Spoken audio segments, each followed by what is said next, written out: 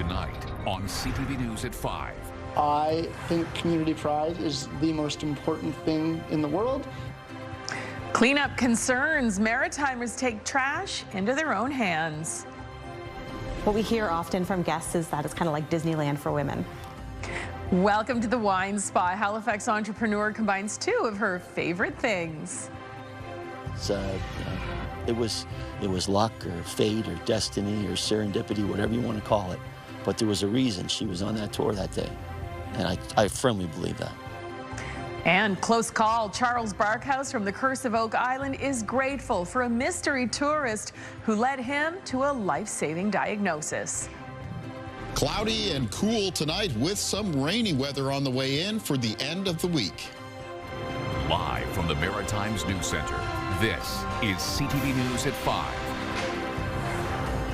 Good evening and welcome to CTV News at 5. I'm Maria Peno-Palace. Thank you for joining us. First at 5 tonight, cleaning up the streets. Unfortunately, you don't have to go very far in the Maritimes to find litter. Coffee cups, wrappers, and other discarded items pepper sidewalks and roadways. CTV's Jonathan McGuinness takes us to one community where residents took the unsightly mess into their own hands. Jonathan. Well, Maria, we tend to see this every spring when the snow is gone. The winter trash gets uncovered. Well, one person here in Cole Harbour, however, has decided to do something about it.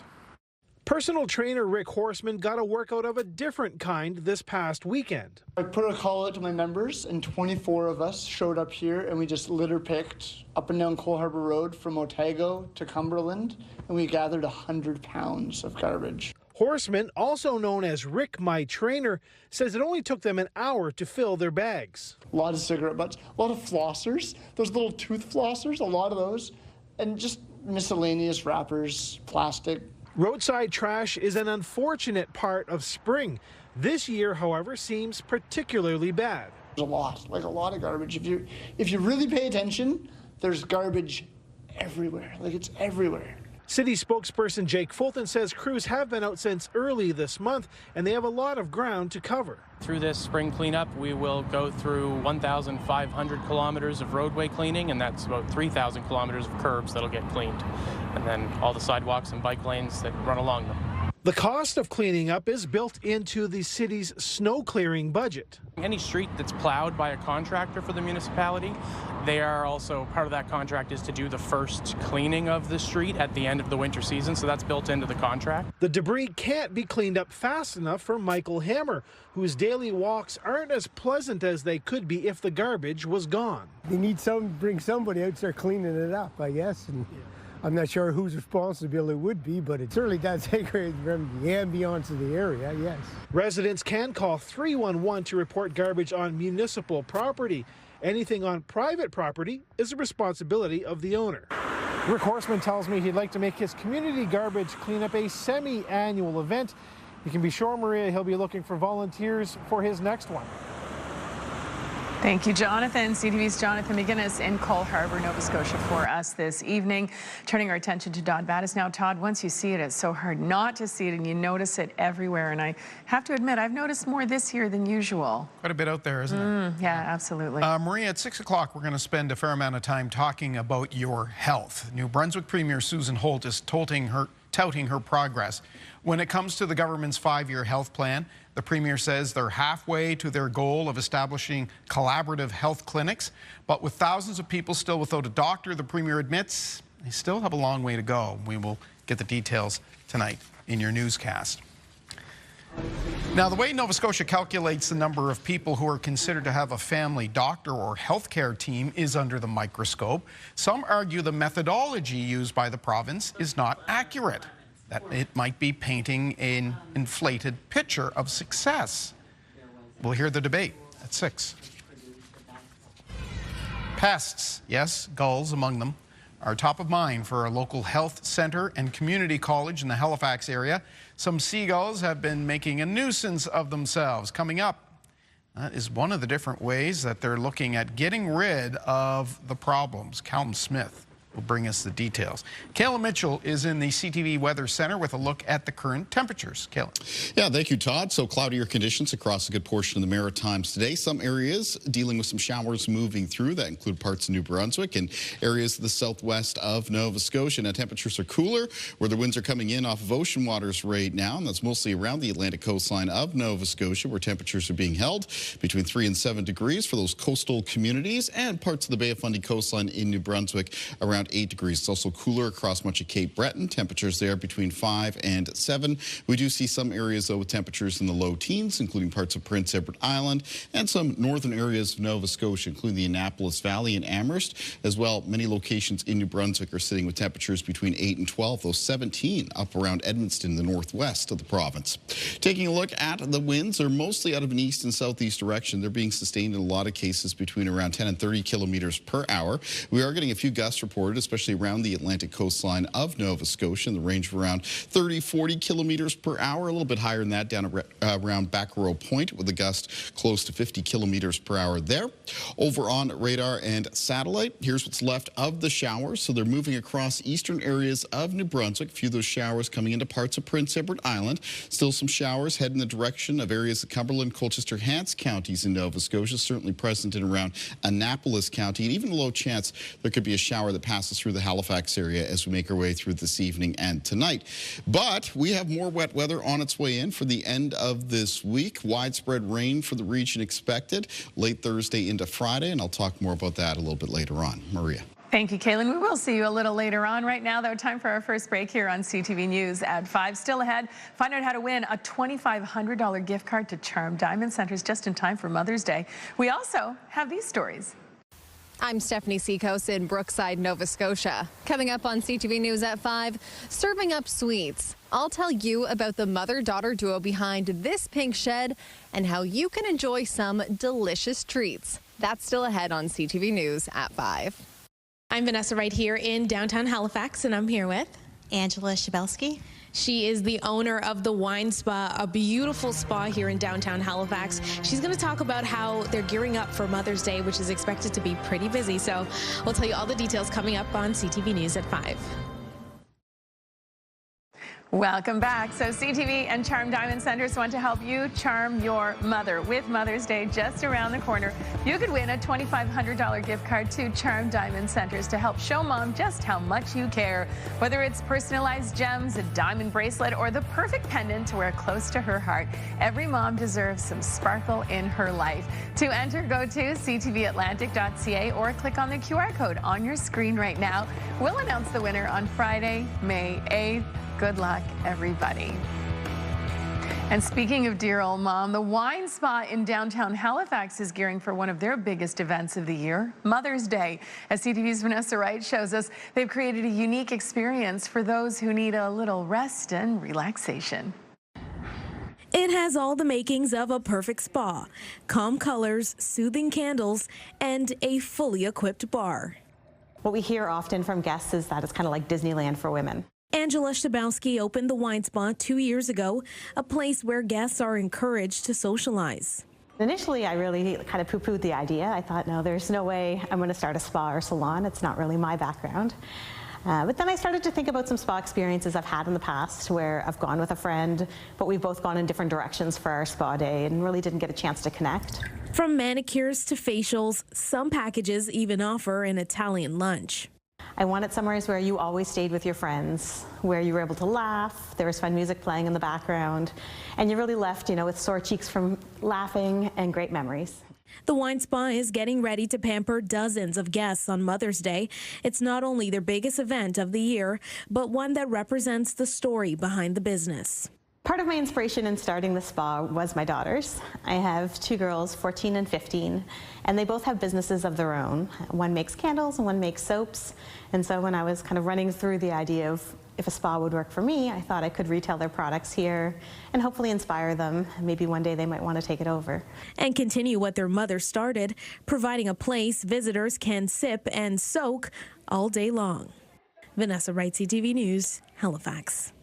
Oh, I love the idea. Thank you, Vanessa, and thanks for sharing, you guys. The Wine Spa in Halifax, if you're interested in visiting. CTV News at 5 from the Wine Spa. Woo! When, Maria? I could get on board with that. Especially when it's raining outside, because I hear we've got some of that coming our way. Hey? Yeah, I mean, we had some showers through parts of the region today, but we've got some more widespread wet weather coming in to close out this week. In the meantime, it was a chilly day if you're headed out, especially around parts of the coast.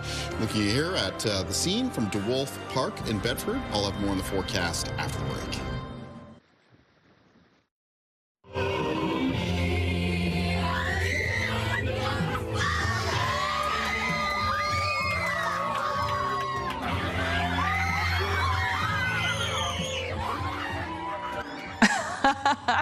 So here's a homecoming for the books. Last week, the Margaree Mountain Lions earned a gold medal at the Basketball Nova Scotia Provincials in Halifax. Their hometown was so proud of their U16, U18 Division III victory that everyone, literally in the community, came out for this extraordinary reception. While their bus driver blared "We Are the Champions," you can hear it there, a fire truck escorted them into town, where they were met with fireworks and cheers and hugs and so much love. Way to go, Mountain Lions. That just might be one of the most beautiful things about being from a small community or a close-knit community, Kaylin. Yeah, that's great. Yeah. Congratulations, of course, to the girls and everybody around the Margaree area celebrating that championship. Awesome. All right, now on to some business. Kaylin, how's the weekend looking?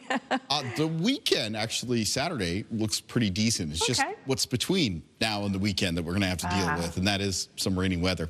Let's take a look at our sunrise and sunset times, and for that, we're going to go to a view from Sydney today down around the boardwalk area, and it was cool in Cape Breton today. Cloudy conditions, but temperatures held down around the low to mid single digits for the most part. It's going to remain cloudy for tonight. Low chance of some drizzle for Cape Breton tonight, and then some patchy drizzle will be around for tomorrow. Let's take a look at our weather systems map. There's a lot of cloud cover in place across a good portion of the Maritimes. The sun broke through a little bit today up around the northwestern corner of New Brunswick, and because of that, their temperatures there actually managed to climb up towards the high teens. Barometric pressure is now falling for the region. We do have a slow-moving and complex area of low pressure and a series of weather fronts kind of linking up a series of low-pressure systems that's stretching right now basically from northern Quebec and Labrador all the way down into southern Ontario, and then from there all the way south down towards the Gulf states. So a very long weather system, slowly drifting eastward, collecting some moisture with it as it goes, and then it'll be bringing that towards the Maritimes in the form of some rain as we move through basically late Thursday and into Friday. So more on that as soon as we get to the timeline. In the meantime, though, there are parts of the region seeing some showers still drifting through this evening. Right now, the present up around the northeast of New Brunswick, communities on the Acadian Peninsula right now seeing some of those showers. A scattering of some showers drifting across Prince Edward Island at the moment and into northern areas of Nova Scotia, including around Cumberland, Colchester counties. Chance of showers in Hants County, certainly a few showers still present in the Annapolis Valley, and a chance of showers from the South Shore up towards Halifax this evening. Generally speaking, though, a lot of those are going to be winding down over the next couple of hours, and then during the overnight, it's mostly cloudy and maybe with the odd spotty shower, a little bit of drizzle present for parts of the Maritimes. In the forecast for Thursday, it remains mostly cloudy for the region. Patchy drizzle possible, especially around coastal areas. And by Thursday afternoon, the rain is approaching western parts of New Brunswick and the southwest of Nova Scotia. Now, this rain will continue to develop west to east across the Maritimes as we make our way through Thursday evening and Thursday night, so that by the time we get into Friday morning, essentially the entirety of the region is in some rain, drizzle, and fog. Taking a look at winds in the forecast for tonight, they'll be mostly out of the southeast. They don't really lighten up that much, so there'll still be some gusts between 20 and 40 kilometers per hour by around midnight, and tomorrow's winds as well remain out of the south and southeast, and they'll be steady and even a little bit blustery for a few areas, especially around the Atlantic coastline of the southwest of Nova Scotia, where some of the peak wind gusts can get up close to 50 kilometers per hour, and some gusts around the Bay of Fundy coastline between 30 and 50 kilometers per hour.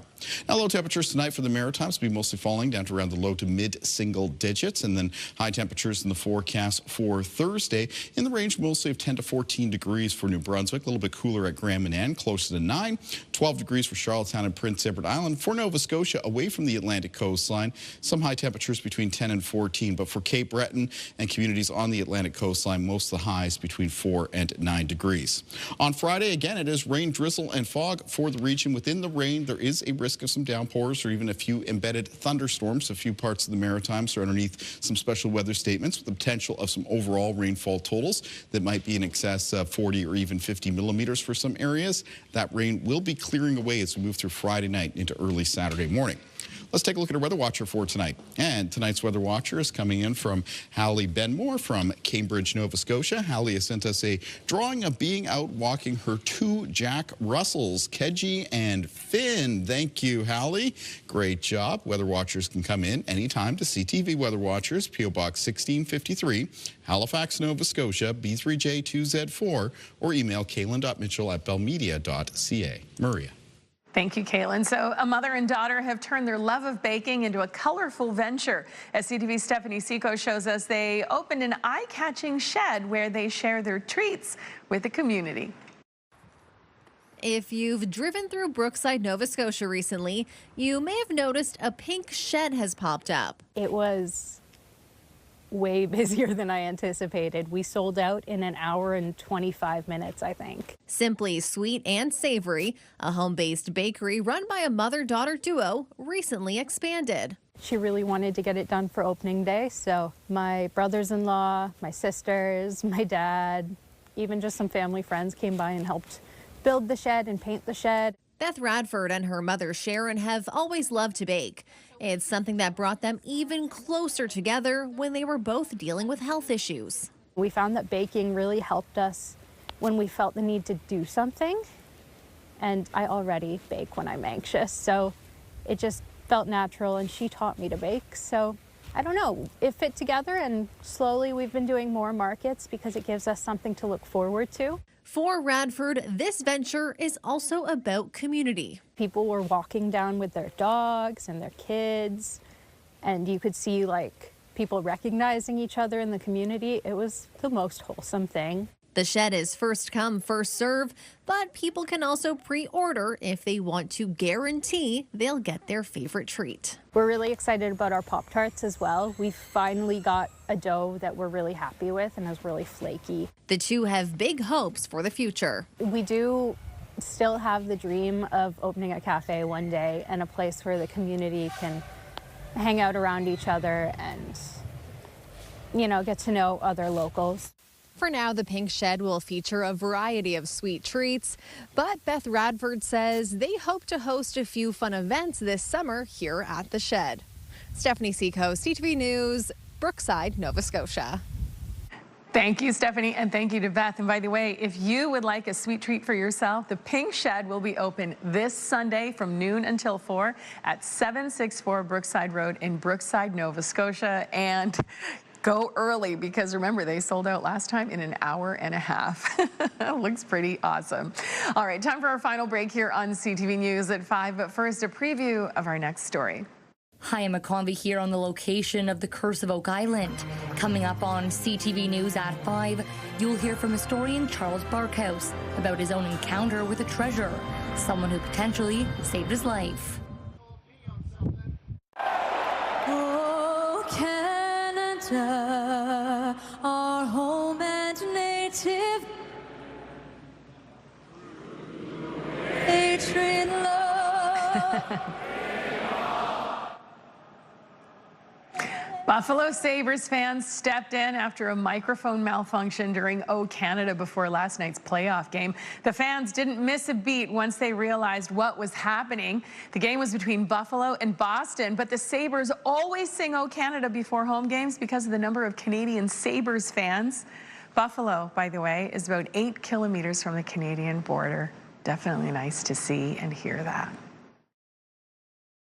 Now, the Curse of Oak Island turned into a blessing for historian Charles Barkhouse. Fans of the popular show come from all over the world to take tours of the famous site.